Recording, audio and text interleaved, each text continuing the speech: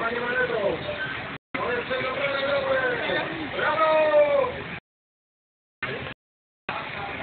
No, tego nie potrzebujemy się na Węgier.